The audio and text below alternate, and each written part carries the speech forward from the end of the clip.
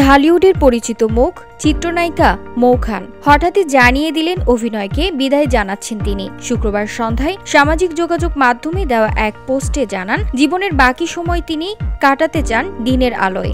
আল্লাহর আদেশ ও রাসূল সাল্লাল্লাহু আলাইহি ওয়াসাল্লামের সুন্নাহ মেনে চলতে চান, তাই নিজেকে অভিনয় থেকে সরিয়ে নিয়েছেন।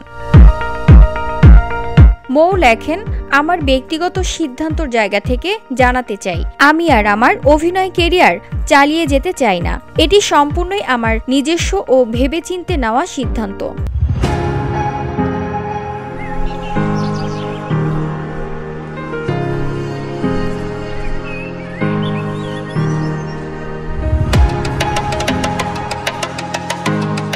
প্রতিশোধের আগুন, বান্ধব, অমানুষ হলো মানুষ সহ একাধিক ছবিতে অভিনয় করা এই নায়িকা জানান, নামাজ, কোরআন ও দ্বীনের পথে নিজেকে সম্পূর্ণভাবে নিয়োজিত করার ইচ্ছা থেকেই ছবি ছেড়ে দেওয়ার সিদ্ধান্ত নিয়েছেন তিনি। জীবনের বাকি পথ আমি আল্লাহর আদেশ অনুযায়ী চলতে চাই।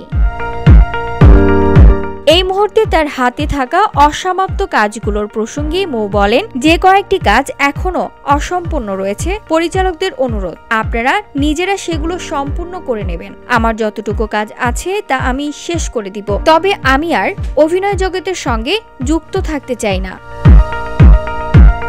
VOD Bangla news desk.